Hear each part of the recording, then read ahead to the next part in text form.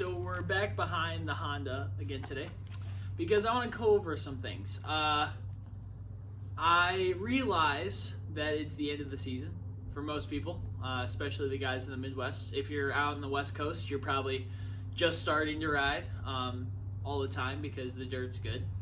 But I wanted to talk about a few things. So because it's the end of the season, I wanted to go over some things I learned today. I got my notes, or some things I learned this season.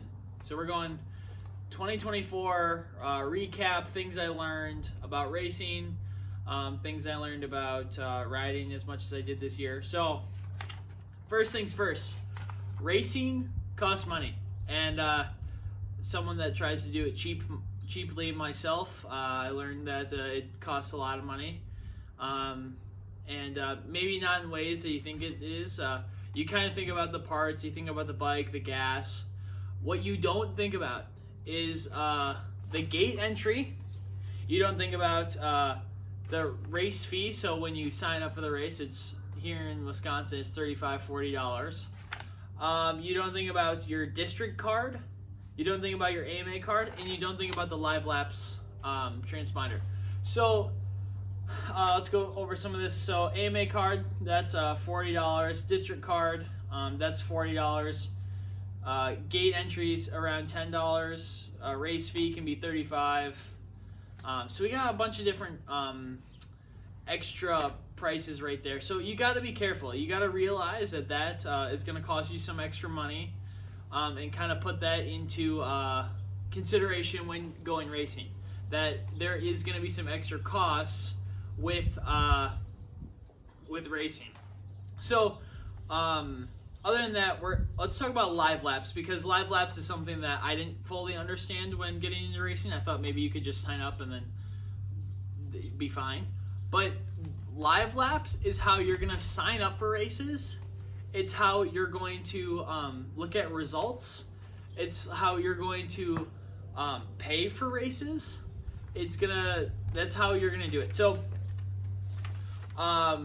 yeah, it's sign up, finishing, all on Live Laps. So it's livelabs.com or whatever. You just go on there, you look up, oh, there's bees.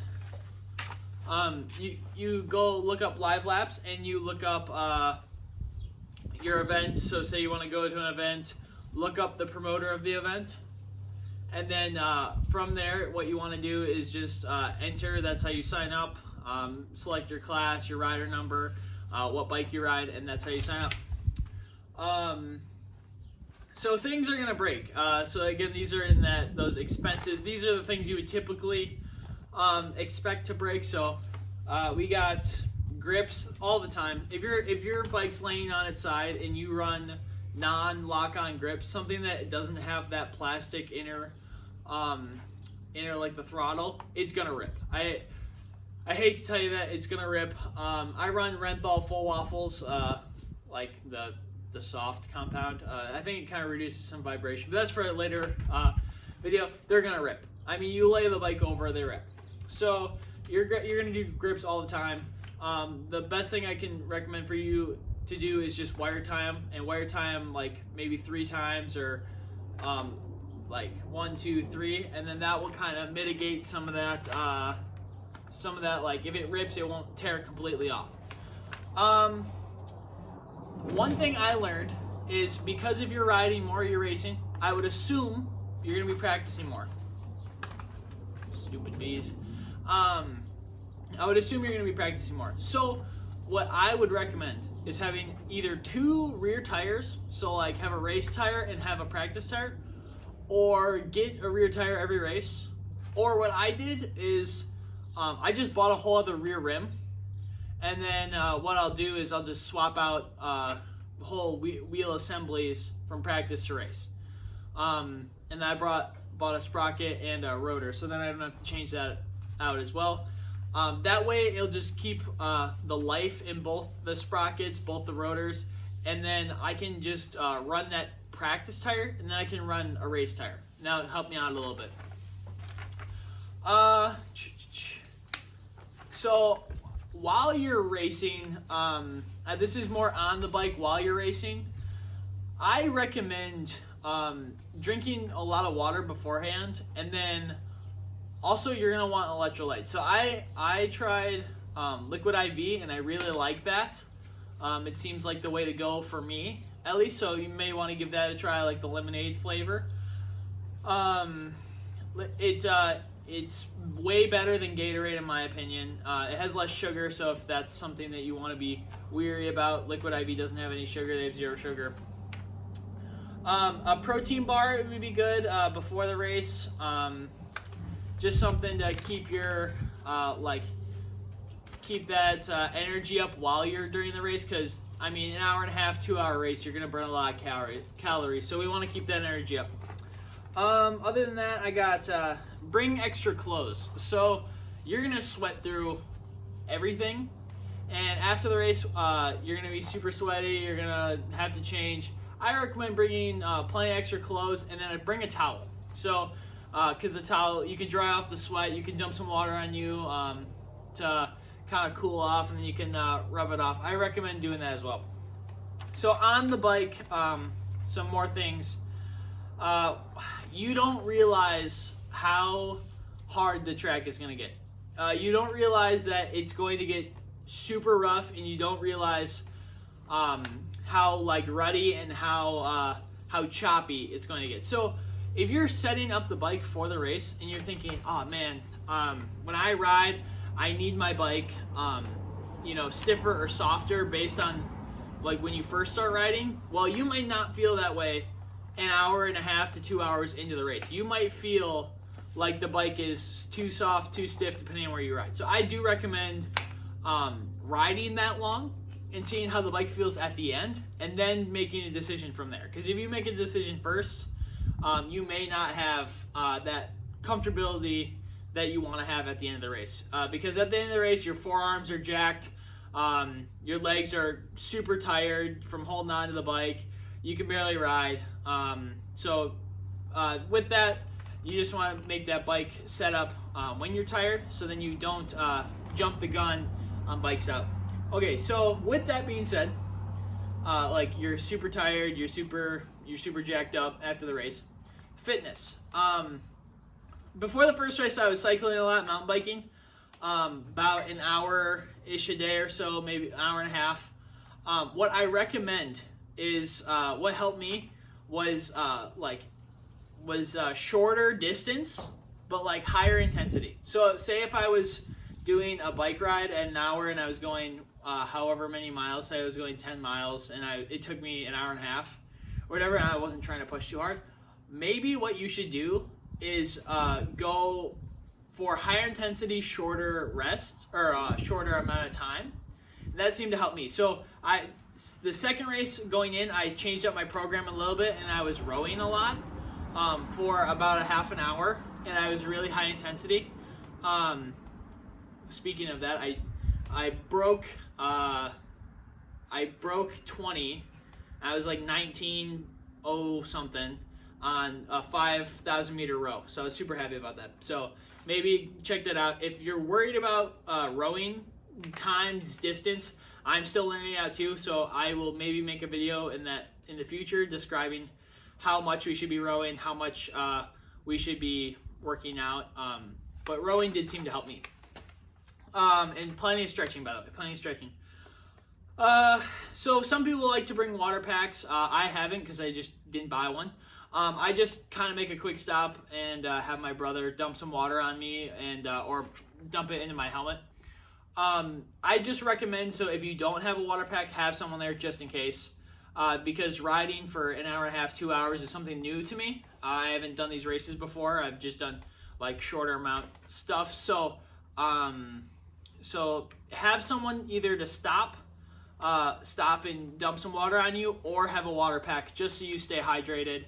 But just don't overdo it on the water. It's just mainly to get that dirt out of your mouth and stay a little bit more comfortable on the bike in those uncomfortable situations. For my opinion, so I live in Wisconsin, and I raced in Michigan and in Wisconsin. It's more dusty than it is muddy. So you'd think Midwest, that we got a lot of ruts, we're a little bit softer. Well, when there's 200 guys riding, you're gonna have a lot more dust than mud. So I just take that in consideration. So if you're, we got a motorcycle coming through here. I would say if you're riding and you're thinking, I should bring tear-offs and roll-offs. It's not a motorcycle, not a dirt bike. But if you're thinking to yourself, I should bring tear-offs or roll-offs, that's fine. But I see a lot of guys just wearing goggles. I saw a couple of guys. If you're leading, do not be surprised if there's guys just not wearing goggles. Those guys that lead are just nuts. They'll just go no goggles. They'll be like, yeah, I just squint my eyes. So it's a little crazy up front there. Just be honest. So this is on the bike. Just be honest with yourself about like results and the way you rode. So like with that being said, like results don't matter. Just think about like the way you ride and see if you're see how you feel. I'll tell you this because in Wisconsin. So if you go look at the last round of the hare scrambles, so insider information here. So you didn't hear this from me, but insider information. You go look at those hare scrambles and you look at C class. You look at the guy that won C class, he'd be top 3 in B class. You look at, so I got 13 in C class, right?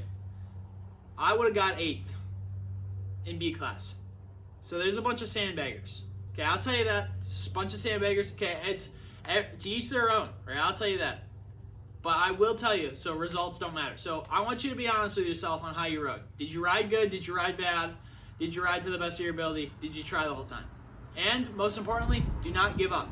Keep riding. I don't care if it's hard. I get it's hard. We got technical stuff here in Wisconsin, District 16. Just keep riding. The better you get, I should say, you will get better the more you keep riding. So if you just keep riding, you just try to keep finishing the races, you'll get better. And this is about like keeping that cost down. I know we talked about a little bit about that, a little bit about those races and the season, how much it costs earlier. But to keep the price down, here's some things. Pick and choose where you want to spend your money, where you don't have to spend your money. Like, do I need these handguards? Do I need this? Whatever. Should I buy this or should I buy that? So just be wary on what you buy. If you have to keep the price down. If you don't have to keep the price down, buy whatever you want. Just buy handguards, plastics, seats every race. Who cares, right? Like, go crazy. I'm all for those bikes in the pits that are like just sick and have everything blinged out. But what I will say is, if you are trying to do it on a budget like myself, there are plenty of companies that if you reach out, or if you go on their website, they have support columns. So I'm supported by Klim. I got their shirt on underneath here. It's just cold outside, so I'm not cold and windy, so I'm not gonna take my sweatshirt off. But I will say, there are plenty of companies that have support tabs. So you're going to have to pay. That's just how it works. You're going to have to pay for some stuff. But they'll give you a discount if you do some work for them. So go check out the support tabs. I saw one, for the ones I have, Klim and Factory Connection, that just came on. I just came on their program. That's also insider information. That's coming up soon. I signed up for those. I'm going to have to pay. I'm not going to disclose what I pay or what my deal with these guys are. Because everyone's different. So that's for me. I did see some online that have to do with other companies, clutches, foot peg, shifters, seats. There's endless. So go online, go look for support comps. So if you're serious about racing, if you have a YouTube channel, if you go to a lot of races, if you have an Instagram, Facebook, Twitter, any of that stuff, go check out those companies, and they may get you some support. And that's cool because, one, you could say you're sponsored or a support, and two, you get to help out these awesome companies that help us. So I just want to say thank you for watching, and this was some stuff that I learned in the 2024 race season. So I just want to say looking forward to 2025 and this off-season indoor cross or whatever you want, enduro cross, supercross, arena cross. I'm looking towards that, and I'll see you guys in 2025 for the race season.